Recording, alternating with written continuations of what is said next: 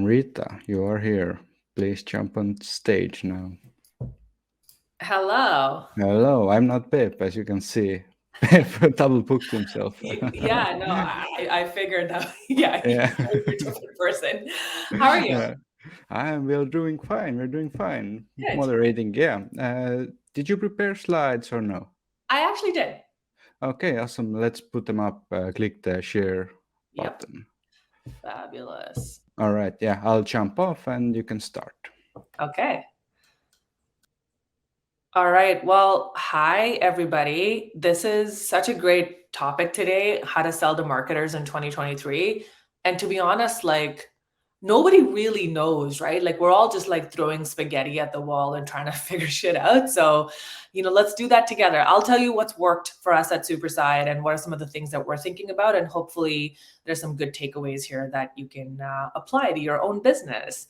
So with that, there's actually a great report that came out incidentally just yesterday from this venture capital company called Benchmark. I think it was Benchmark that came out with it, and let me actually double check which company it was, but they came up with one that kind of talked about how our CXOs in various industries, but very predominantly focused on tech, how are they thinking about spend? And a lot of that is around tooling and of course cloud infrastructure and all of those things. So if you're any kind of tooling or tech company, it's a great report for you to look at. And there's like a lot of overlap between what I'm going to share today and what they have shared. So hopefully that's a bit of a backdrop. So first things, I'll just jump in. Trends and findings that at least we're thinking about that affect us and will probably, affect you. Number one, everyone knows tech industry is in turmoil. Every day you open up LinkedIn, there's like layoffs happening. God knows what not is going on. So there's lots of turmoil. I think funding landscape is dried up, et cetera, right? So I think companies that, let's just say, overspent in 2022 and before that because of the bull market are probably reeling from the shock of the change in market because their runway is reduced, maybe their funding landscape is dried up, et cetera. So lots of turmoil, lots of different factors. But I think there's like two clear takeaways from that. If you sell into tech, particularly marketing in tech, for you, diversification of that industry is going to be really important. So start thinking about that if you haven't already. Maybe your product is not applicable to any other industry.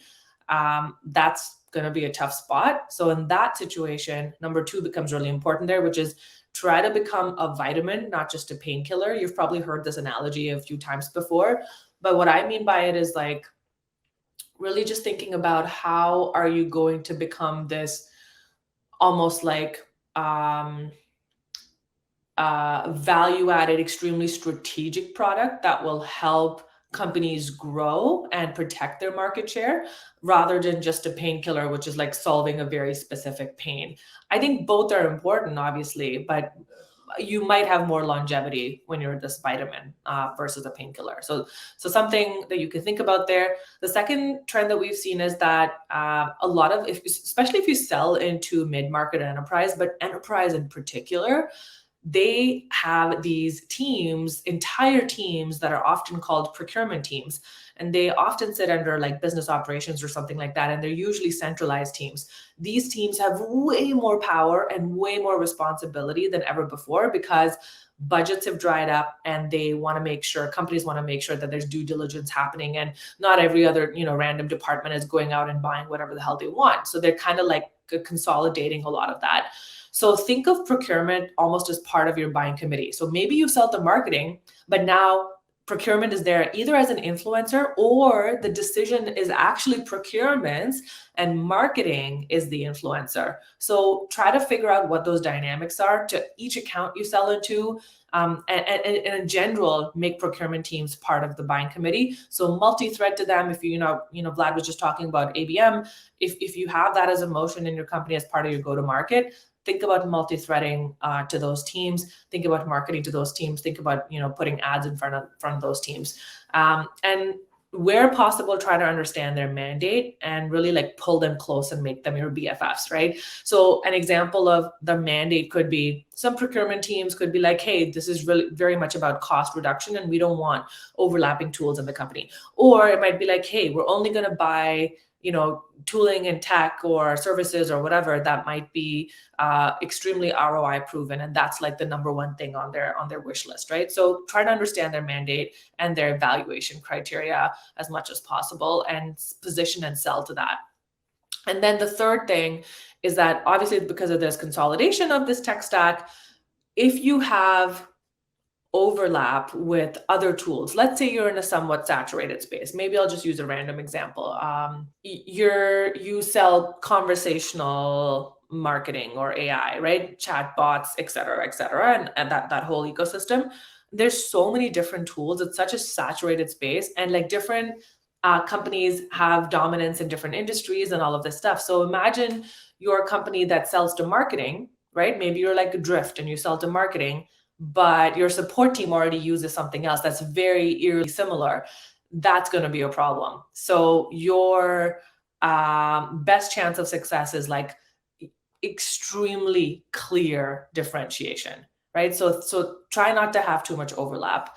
And then the second thing that this affects is if you have a bottoms up motion or a product led motion, that's going to be hard. I think those motions are going to face headwinds because people in the company have less budget, less say, less control. And so like that typical bottoms up motion, just like how Slack and many other companies have grown, that's going to be much harder in this climate. So you might need a more classical top down motion. So hopefully that provides a bit of a backdrop. Hopefully there's some good ideas here.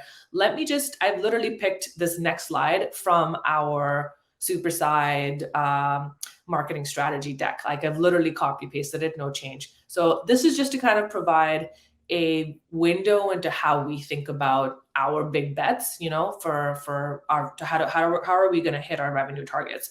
So you'll see there's like 8 pieces here. There's a lot of stuff here that, is obviously like specific to us, but I think there's some general trends here. So you'll see the first box is really talking about category creation. We're making a play there. We have a category that we're trying to invent, and we think that that's going to work for us for a variety of reasons. But really the core of this, again, is differentiation. How do we think about differentiating ourselves from these incumbent solutions that are out there? We know our solution is different, but our market doesn't know that it's different. So how do we dramatically create that differentiation? And we're doing that through category creation. We've made up a term called CAS, so like SaaS, creative as a service. And we're like going, big on that and trying to, position ourselves as the leading provider of this CAS solution. So it's something for you to think about. We obviously want to crack new segments. We've kind of already spoken about that, given what's happening with the industries. However, for us, we're also thinking about different buyer personas that are adjacent to the personas we already sell to. Great example of that is employer branding, which typically sits under people, HR, talent teams, right? So we already sell to marketing, but a lot of the same use cases actually apply to employer branding. We've never sold to employer branding before, but we know that they care about that. We know that the business cares about that, and the jobs to be done and the use cases are so similar. Why wouldn't we try selling to employer branding? So that's an example of differentiation on the persona level, or your ICP, if you call it that. The third thing is, for us, we have a huge content marketing playbook. That's a huge investment for us. We think of content marketing as both the fuel and the pipes. Like it's a bit of both. And we'll talk about this more later, but one of the key decisions we've made is really focusing more on a couple of key, let's just call it topic areas or talk tracks. And we're kind of trying to go very deep in those areas rather than go very broad. So just favoring depth over breadth and really like having our point of view become front and center. We have abandoned, for example, writing purely for search or creating content purely for search. Still do that a little bit for our YouTube audience, and that's like a playbook that we're going to continue with. But outside of that, we have kind of abandoned that, and I think that could be prudent in this climate because, number one, someone said this to me and I kind of laughed when they said it, but it's probably true. when was the last time anyone bought by like Googling something and landing on someone's blog post and reading that and making a purchase, right? Like, I know it's a touch point as part of the flywheel, but I think that way of purchasing it is changing. And I think a lot of us are relying on our peer network rather than through search. So think about content marketing with that lens and see where you need to make adjustments in order to accommodate this new climate. And the fourth thing for us is just community building. Everyone and their mother talks about community these days. Community can be anything. It has so many different interpretations, but for us, it's going to become a significant part of our flywheel. We're already sown those seeds. We're starting with our customer community and kind of building out from there. And that's a big bet for us. Everything else that's on the bottom row is like maybe less significant than the top row, so I won't get into it. But just to quickly summarize, it's like really thinking about expansion within existing customer accounts, really thinking a lot about co-marketing and influencer partnerships, right? Like some obvious stuff. Really honing our lifestyle marketing to extend beyond just getting a customer in the door and onboarding them, but also like what happens beyond that and like what the in-product implications of that are. And then the last is, of course, we're always trying to like create better flywheels, better messaging, better conversion optimization on our website as part of this mega campaign that we're running, and also understanding our core jobs to be done for each buyer persona. If you're not familiar with the jobs to be done framework, by the way, JTBD, just Google it. It's phenomenal. It's really just like flipping how you think about use cases that your company or your product perfectly solves for. It's very much the same. It's like two sides of the same coin, but it's an interesting mind shift, I think, in the way you think about your marketing, and it might help you a lot with your messaging. So hopefully there's some good ideas here that you can take away and apply to your businesses as well. I've just copy pasted here something that I wrote on LinkedIn a while ago. And it resonated so much with people. I got so many messages off of this because I think all of us marketers are in this place, right? Where you're just like, oh my God, okay, I have the same budget and same resources. If you're lucky, right? You have the same budget and resources, but you're being asked to do more. Not just asked, but like that's just what we have to do. It's just like lots more effort needed to make the same revenue now. And in some cases, many of us actually have less budget and less resources and are still being asked to do more. And I was thinking about really what that ultimately comes down to. And I think it's like this like trade-off between conversion now or conversion in the future. Do I do the kind of marketing that is like maybe gonna like capture existing demand, that immediate conversion? Or is it like, do I sow the seeds? Do I put money and effort and time and brain space against something that's going to like pay off later? And that's really, really hard to figure out. I've come to terms with, moving more so into what I call exploit mode.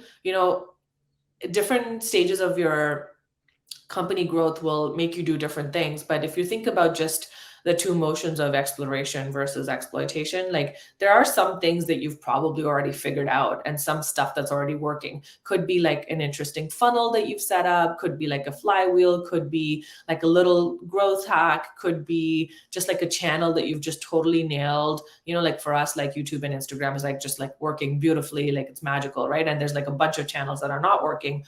So I think what I've come to terms with is like, okay, this year move a little bit more into exploitation mode. So like investing more in stuff that you kind of have already a good handle on and is already paying off. And then don't give up on your moonshots, don't give up on your MVPs and experimental stuff, but maybe like take a little bit of time and effort and budget away from those efforts. So more exploitation, more exploration is kind of where I've landed, but it really depends on the appetite of the company, of course.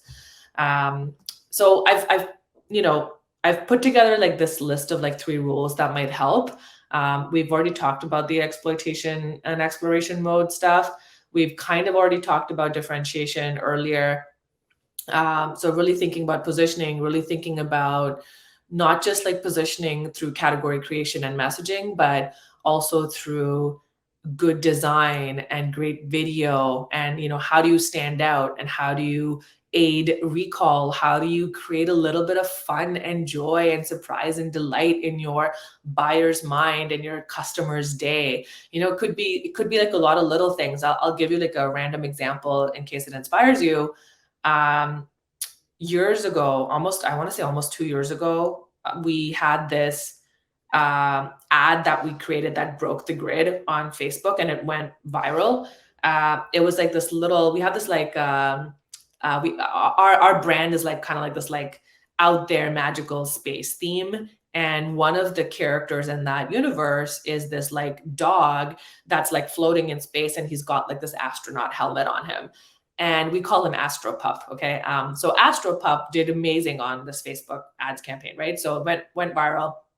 And then we had used Astro Pup on the website and whatnot anyway, but then we started like strategically using him in a bunch of other places. And people that were familiar with that ad, when they would come to like a landing page, or perhaps they were in the product and they would see Astro Pup, and they would like, correlate and connect all the dots, and they would just be like, oh my God, look at him. They don't even know what to call him, but like there was like some kind of like joy that was coming out of that, which was really nice to see. And like, what else could you ask for as a marketer, is like someone like remembering that and like associating that with your brand, and like having a little fun with that is like amazing. So think about creating those serendipitous moments, and you can do a lot of that with great animation, design, video, etc., through the entire buyer journey. So not just like until they become a lead or a customer, but all the way through. And then just think about social versus search a bit more, which we again already talked about, given how people are buying and how they depend on their peers and their network for guidance, more so these days than before. And then the last piece is, this is a bit more abstract, but I think is so important. Whatever machines and flywheels, et cetera, that you've built, try to connect them all up. I think like there's so much wastage, I think, that happens. And so many people, your ICP is falling through the cracks because perhaps all of these flywheels are not connected. And I think like sometimes like there's a lot of accidental cohesion that happens, but I don't think, this market allows for that. A simple example of that could be, for example, we've launched our community, right? And it's been live for 6 months, but how do people get in there? Oh, wait a second. Anytime we do some kind of top of funnel content marketing thing, we have these like really well attended webinars, similar to how Winter Games happens. We kind of do something called Gather and Grow every single month. And we have like 500-600 people watching it live every month. And it's like, it's a dead end after they watch that. Like, what do we want them to do? Why would we want them just to sign up for another webinar? Like, why would they stay in this like weird top of funnel land? Oh my God, let's push them down into the community and let's invite people to go in there. And then they are getting like a daily dose of inspiration and whatnot inside the community. And they're part of the larger Superside community, not just living off on an island, right? That's an example of like these two different machines that are independently are working well, but like connecting them up. So that's sort of it from me. I hope that provided a bit of inspiration and guidance. Awesome. Questions? Thank you, people. Questions in questions tab. I have a couple for you. Please, of course. You talked about vitamin or a painkiller. How have you made the effort to become more of a painkiller, as a company? Yeah, no, I'd say like we have been a painkiller historically, but we're trying to be more of a vitamin. I think that's going to be key for a lot of people. An example of just putting ourselves in the same shoes. For us, one of our value props is your team is burnt, your creative team is burnt out. They have like, different projects and requests coming at them from, all over the company. And it's a bit hard to kind of keep up. And so, hey, we have the solution that can help you do capacity overflow, give you a bit of like that design ops rigor that you need. There's some tooling in the back end, blah, blah, blah, blah, blah, right? That's a painkiller. Your pain is my team is burning out and they have way too much going on, and I still need to like ship a lot of stuff. So here's a painkiller. But a vitamin would be, hey, sure, we can do all of that, but we can supercharge your team and we can actually help you prove your ROI, and we can help you focus on strategic projects that actually move XYZ OKR, right? It's kind of an extension of being a painkiller, but you're kind of going a little bit deeper into the territory of really understanding what's going on in the business. One of the things that creatives who we also sell to, what they suffer from often is that they don't have as much of a say and as much of a seat at the table as some of their other counterparts, perhaps in marketing. And our solution kind of can allow for that. That's an example of being a vitamin. You're not solving an immediate pain. They're not feeling that pain. It's not conscious, but you're helping them say, I can get you a seat at the table in this way. Awesome, love it, love it. Also, another thing you talked about is how procurement now has is like overseeing everything. What changes have you made to appeal more to procurement or CFOs, Mm. etc.? Yeah, no, I kind of gave away some of that already. I'd say obviously getting in front of them, obviously Mm-hmm. like for example, from a ABM lens, like we're actually like when we think about accounts, we actually just think of like procurement, and it's hard to figure that out because sometimes some companies have like 50 people on a procurement team, and it's like who's assigned to this area of the business, you never know, right? But you Mm-hmm. gotta start thinking about that and start targeting them through your content marketing, through your advertising, through your ABM efforts, all of the GTM processes that you have, you've got to start thinking about procurement. One of the messaging tactics we've used is, given the shift in power, I mean, I'm sure a lot of procurement folks are kind of eager to prove themselves, right? So one of the shifts we're making is like just saying like, hey, here's a way to evaluate. Like we're literally thinking of coming up with these like tables and like almost like in a cheat sheet format. Like Mm-hmm. here's a rubric for you that you can literally steal for this category. Go ahead. So that's a messaging tactic. It's Mm-hmm. not we're not peddling our wares, we're not selling ourselves, but we're influencing their evaluation criteria well before it gets in front of them. Yeah, yeah, yeah. Also another thing you talked about is this immediate and long-term conversions. Could you explore that more? Like, how are you splitting budget or time or what you're doing right now? Yeah, it's complex. I mean, I don't know that I've figured it out, to be honest, but uh it's really hard. I would say it's slightly different for each area. I would say one of the things we've done is like performance marketing is like a big part of our function, for example, and Mm-hmm. we generate business, and we've just dumped tons more money into like known channels rather than running Mm-hmm. a lot of experiments in other channels, for example. That's just like one easy area where you can be like, okay, I'm gonna go with the known beast rather than potentially waste money with all these other channel experiments. Another example of that is how we, one of the, let me take a step back. One of the ideas we've had for a long time is to build tools or little like I call them like mouse traps or honey traps. It's a terrible word, sorry, I don't have a better one, but almost like some kind of tooling that's like a more like a mouse trap that solves like a very small adjacent need for our buyers that Superside doesn't necessarily solve for. Our product doesn't solve for that, we don't sell that, but almost building like a freemium Mm-hmm. esque little tool or product on top and kind of like using that for acquisition. So this has been a bet that we've made a long time ago, and we've had like 3 or 4 different ideas that we wanted to experiment with, and we're in the process of building all these MVPs. But what we've said to ourselves is, okay, we're not going to do all of it. Let's do a little bit more upfront research and focus on one, still be an MVP. It'll still be like simple and basic, but let's do one and let's see how that works before we spread ourselves too thin and work on these 3 or 4 different ones.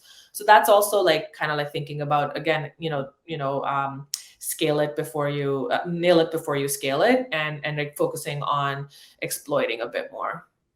Yeah, yeah. Free tools, free diagnostic tools are like legendary lead gen tools. HubSpot in 2008 like skyrocketed thanks to that. Yeah, I think. their Yeah. their PR, what was their press release grader or whatever, they built Yeah, like website creator. Yeah. Yeah, 15 years ago. It was like Yeah, amazing. Well, they've got all sorts of graders, website grader, press release grader, this grader, that grader. Like, they built that like yeah. so long ago and it still works for them. Yeah, and actually, it was actually an internal tool. They didn't actually collect emails at first, and Hmm, then some VC or someone told them like, "Hey, start gathering emails," and then it went. nice. Yeah. And what's your like community? Yeah, like I said, everyone's talking about community. What's your community like? What you're doing there? How are you hosting that? What are the results so far? Yeah, results are pending. I mean, we've got like 500 people in there right now. Hmm. I mean, we can open the floodgates. It can easily be 10,000 in the next month if we wanted, but we've been Hmm. kind of very selective about who we've let into the community. It's a community for marketers and creatives. I actually think that there's no other community like it. There's communities for marketing and there's communities for creatives, but there's no intersectional community. And I think like we're like unique in that way. So I think that's already kind of cool and interesting. We have a ton of programming which we're testing. That's why the community is kind of small because we want to test and learn very. Hmm. We have something that happens every single day. Like on Mondays, we run this thing called Creative Juice, which is like almost like a live stream with like a thought leader. Then we have like career coaching sessions. Then we have like lots of AMAs. Then we have actual every Thursday or whatever, we'll do like networking amongst the community, so on and so forth. So we're testing a lot of like the programming, and the hope is that it becomes a self-sustaining community over time, and like really our involvement and intervention is kind of unnecessary. We're also deeply integrating it with our product. So let's say you're inside our platform, you can kind of seamlessly move back and forth between the community and the product, and it becomes a resource for you to do your daily work. So you're like, one of our customers, Amazon, was like, this is one of the subsidiaries of Amazon. I think it was Amazon Home. They were like, Hmm. hey, we want to make a big play on Pinterest. Anyone got any ideas or a strategy? And it's like, someone did in the community, right? That's the power of community. Hmm. Ask a question sometimes and you get something amazing out of it. So we want to propel that. Yeah, excited to see it. If you said like if you open it up, thousands of people will come. That would be amazing. Yeah, so we don't have any questions from the audience. If you have any questions, now is your last chance. Otherwise, it was great having you, Amrita. Am I Thank you. pronouncing it right? Perfectly. Absolutely. Yeah, awesome. Awesome. Thank Uh, you so much. yeah, thank you. Goodbye, everyone.